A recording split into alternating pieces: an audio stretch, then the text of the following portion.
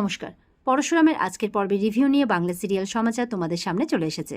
তো আজকের পর্বে রিভিউতে যেটা দেখা যাচ্ছে যে মায়া পরশুরামকে ফোন করে বলে দিচ্ছে, মানে সাবধান করে দিচ্ছে আর কি, যে সাবধানে থাকতে, কারণ চতুর্দিক দিয়ে নাকি পরশুরামকে ঘিরে ফেলা হয়েছে।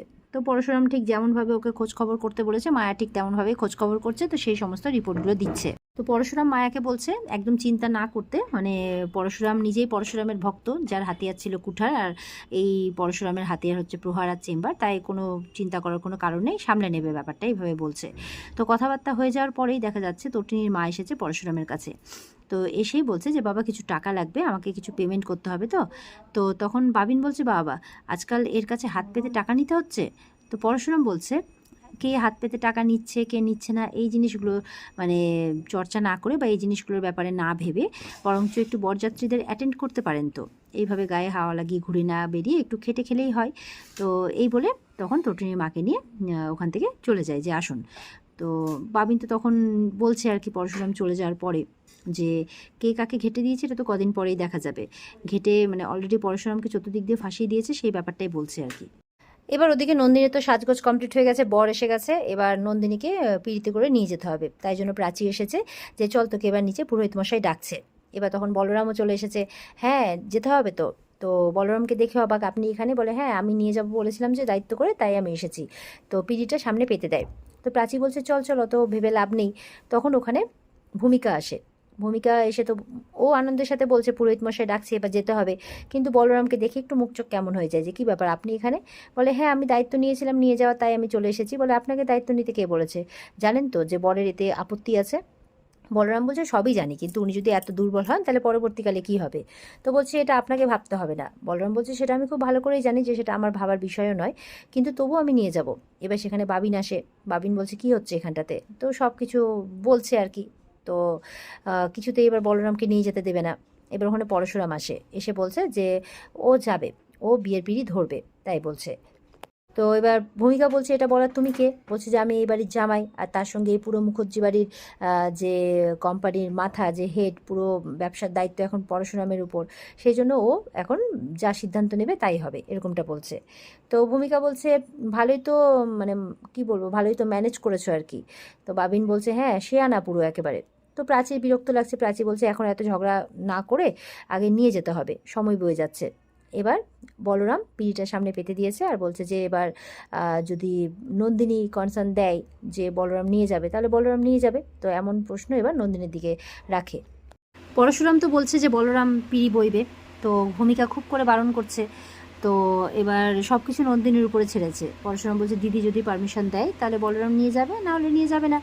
তো এবার নন্দিনী বলছে যে কোনো মানুষ যদি পিঁড়ি বয়ে দেয় বিয়ের মণ্ডপ পর্যন্ত, বলছে সে যদি 7 পাক ঘুরিয়ে দেয় শুভ দৃষ্টি পর্যন্ত থাকে, তাতে যদি কারো কোনো অসুবিধে হয়ে থাকে তাহলে তো বলরামবাবু ঠিকই বলেছেন যে সে সারা জীবন আমার হাতটা ধরে রাখবে কি করে, আমার সাথে চলবে কি করে। এই বলে নন্দিনী কিন্তু পিঁড়িতে উঠে পড়ে। আর নন্দিনীর কথা শুনে স্বাভাবিক বলরাম পরশুরামের সবার ভালো লাগে, ভূমিকাদের পছন্দ হয় না। এবার তো নন্দিনী পিঁড়ি ধরার জন্য পরশুরাম একদিকে, বলরাম ওদিকে, বাবিন আছে আর সঙ্গে ডোডো আছে, সবাই মিলে যথারীতি পিঁড়ি ধরে নিয়ে আসছে উলুদি তীরিতে সবাই মিলে। এবার মণ্ডপ অব্দি পৌঁছে এবার 7 পাক ঘোরানো হচ্ছে। তখনও কিন্তু ছেলে লক্ষ্য করেনি বলরামকে। এবার ছেলের বাড়িতে কোনো একজন মহিলা আছে, ছেলের সম্পর্কে কেউ একজন হন, তিনি বলছেন যে ওই দেখ ওই ছেলেটা, তুই বারণ করেছিলি পিঁড়ি ধরতে, বলরাম তাও ধরেছে দেখ। আর এদিকে আয়ুষীও কম না, আয়ুষী আরও কানে কানে গিয়ে বলছে আর ওই দেখো ওই বাইরের পুরুষ মানুষ যে মালাটা দিয়েছিল সেটাও পড়ে আছে। তো সেই গৌরব দেখে তো একদম রাগে বিষ করছে। আর ওদিকে তটিনী বলছে প্রাচীকে যে এই আয়ুষী কানে কানে কি বলছে। ও বলছে কানে কানে কি বলছে রে, এরকম আবার দেখেছিস কখনো? ওর তো আবার স্বভাব আছে আগুন জ্বালানো। তো আয়ুষীর মা সব শুনছে, জীবর্ণা বলছে এই কেন বলছিস আমার মেয়ের নামে আগুন জ্বালানো স্বভাব? বলে আর কি বলবো, কখনো দেখেছো যে যখন 7 পাক ঘোরানো হচ্ছে বরের কানে কানে ওর হবু শালী এরকমভাবে গুজগুজ ফুসফুস করছে, নিশ্চয়ই কিছু একটা করছে। প্রাচীকে বলছে চল তো কথা বলতে হবে। এই বলে তটিনী যায় আয়ুষীর কাছে, আয়ুষীকে বলছে সাইডে চল কথা আছে। তো তটিনী কিন্তু যথারীতি আয়ুষীকে গিয়ে জিজ্ঞাসাবাদ করছে। আয়ুষী বলছে এটা শালিকা আর জামাইবাবুর মধ্যে কথা, তোকে এর মধ্যে পড়তে হবে না, এটা আমাদের পার্সোনাল ব্যাপার। বলে ঠিক আছে পার্সোনাল ব্যাপারটা বল। বলে বললাম তো তোর জানার কোনো দরকার নেই, এটা আমার আর একজন মানে শালিকা আর জামাইবাবুর কথা। তো এই বলতে বলতেই ওখানে এবার রিয়াকশান শুরু, মানে বর বলছে হঠাৎ করে যে থামুন। পরশুরাম বলছে দাঁড়াও সবে তো 3 পাক হয়েছে, এখনই থামতে বলছো কিসের জন্য? তো বলছে যে বলরামকে বলছে পিঁড়িটা নামান, আপনি সরে যান এখান থেকে, অন্য কাউকে পিঁড়ি ধরতে দিন। তো এই ব্যাপারগুলো শুনে সবাই একটু অবাক হয়েছে, ব্যাপারটা কী হলো। বলে আমি তো বলেছিলাম যে এই লোকটা পিড়ি ধরবে না, তাহলে কেন ধরেছে। আর ওর সাথে সাথে ওর বাড়ির সেই ভদ্রমহিলা তিনি বলছেন যে হ্যাঁ, তো এখনই এই অবস্থা, তাহলে বিয়ের পর না জানি কী হবে। একজন পরপুরুষ এরকমভাবে যাকে পছন্দ করে না সে পিড়ি ধরেছে মানে, এরভাবে বলছে। মানে একদম অপমানজনক কথাবার্তা, যেটা শুনে সবাই অবাক হচ্ছে, পরশুরামও অবাক হচ্ছে। এরপরে বলছে এর গলায় এই হারটা কেন। এবার নন্দিনীর গলায় ওই হারটা, মানে বলরামের দেওয়া হারটা দেখে কি করে, হাত দিয়ে সেই হারটাকে টেনে ছিঁড়ে দেয়। তো সেটা দেখে কিন্তু সবাই এবার নিজেদেরকে আর সামলে রাখতে পারে না, প্রচণ্ড রেগে আছে। তো এবার তো ছেলের বোন বলছে যে এসব কী হচ্ছে, থামাও, বিয়েটা হতে দাও। ছেলের বাবা বলছে হ্যাঁ বিয়েটা হতে দাও। ছেলে বলছে না, কিছুতেই হতে পারে না।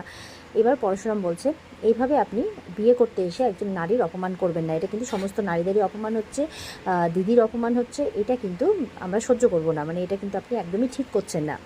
এরপর উনি কী করেছেন, কোনো কথা না শুনে হাতটা ছুঁড়ে দিয়েছেন। আর তখন পরশুরামই হাতটাকে কিন্তু ধরে এবার তটিনীকে বলছে হাতটা ধরো। তটিনী দিকে ক্যাচ দেয়, তটিনী তখন হাতটা ধরে। সবাই কিন্তু রেগে গেছে, এই সিচুয়েশানটা দেখে সবাই কিন্তু রেগে গেছে। পরশুরাম যখন গয়নাটা ধরে ফেলেছে তখন বলছে সরি, আমি কখনো দেখিনি একজন পাত্রকে এসে এইভাবে মানে একজন পাত্রীকে অপমান করছে, এটা খুব খারাপ, খুবই খারাপ, এটা আপনি হিউমিলিয়েট করছেন, তাই বলছে। পরশুরাম বলছে আমি ভাবতে পারছি না যে আপনি এরকম একটা কাজ করছেন এই যুগে দাঁড়িয়ে, এই যুগের ছেলে হয়ে, তাই বলছে। আপনি সমাজটাকে 200 বছর পিছিয়ে নিয়ে গেলেন, কেন করছেন আপনি এসব। পরশুরাম তটিনীকে বলছে হাতটা ওকে পরিয়ে দাও, হাতটা ওনার গলাতেই মানায়। তখন ছেলে বলছে না, পড়বে না ও। তো ছেলের সম্পর্ক মনে হয় কাকিই হবে। তো বলছে যে দেখছো কেন হাতটা কেন পড়বে, এত বারণ করছে হাতটা কেন পড়বে। তখন আবার ছেলের বোন বলছে তুমি চুপ করো না, তুমি কেন বেশি কথা বলছো।